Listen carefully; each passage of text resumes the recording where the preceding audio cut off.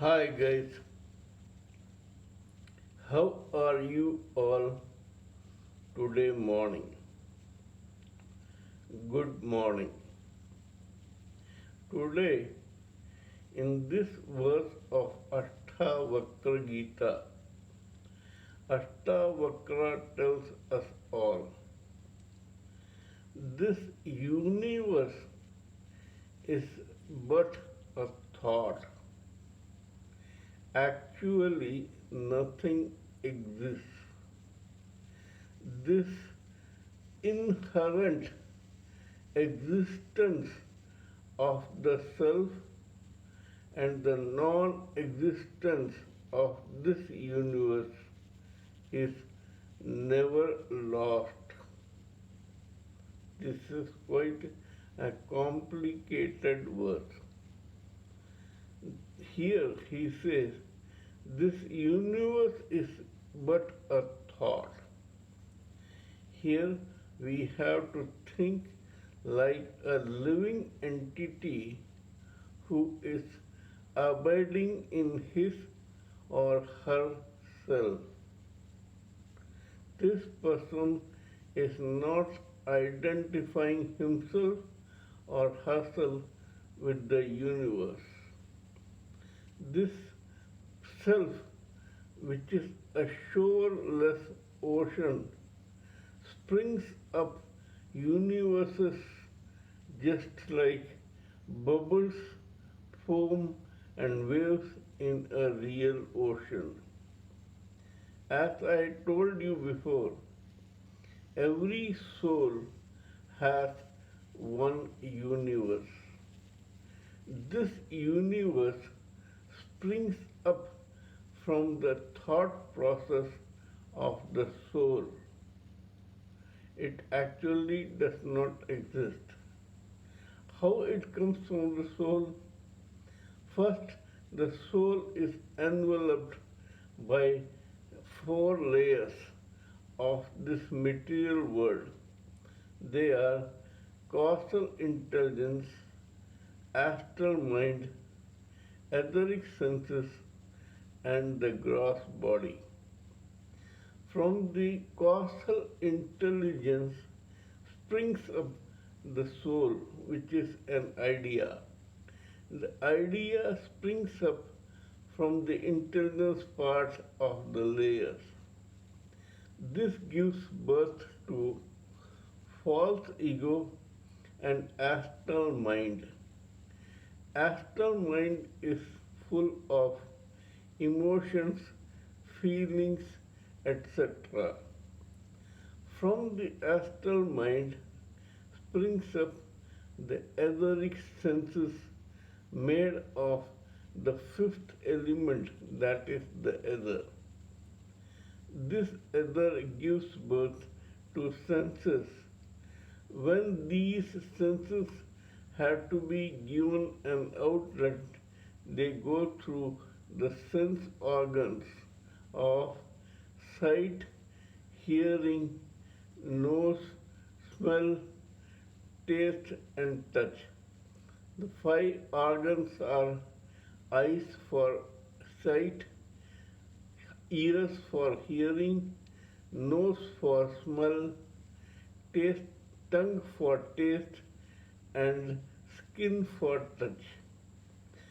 Like this, every intelligent or living entity which has been hitherto been just a soul and who was being enveloped by a layer of intelligence forms other layers and cocoons his own soul with a gross body.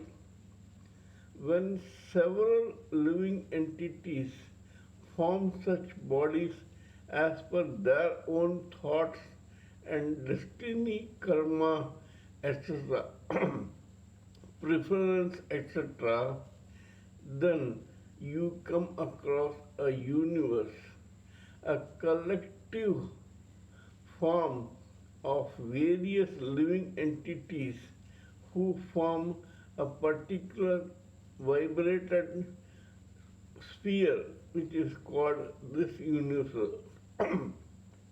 this universe. This universe is a sphere of collective vibes from various living entities.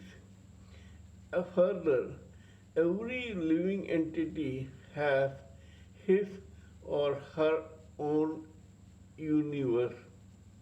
This universe begins with that living entity who is identifying with the gross body mind complex and dies with the death of that particular mind body complex.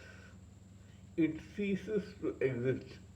But because this is a continuous process, if I die today, 10 more will be born tomorrow, and those 10 will have other universes of their own. This is what Ashtavakra tries to tell. This universe is but a thought, a collective sphere of thoughts from various souls who have become living entities and have begun to identify with their mind body complex. Further, Ashtavakra says, however, nothing is because the eternal existence of the self from which everything originated and the non-existence of the universe has been a truth which has been in this world for times immemorial. Here I will give you a very crude but an example which will make you understand this, how to see this point from Ashtavakra Gita. Suppose there was one director in Bollywood, India, who said, everyone at last ends up as a photograph on the wall. That means everyone has to die one day or the other. I'll give an example. Suppose I was born and I became an adult, a middle-aged person, etc. And I had created my own universe.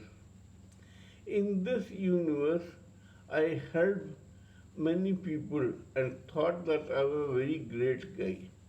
Whereas I was not doing any help.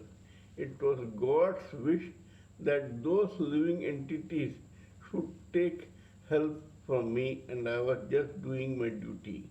But at that time, I did not know this. One day, I died. When I died, I became a photograph on the wall.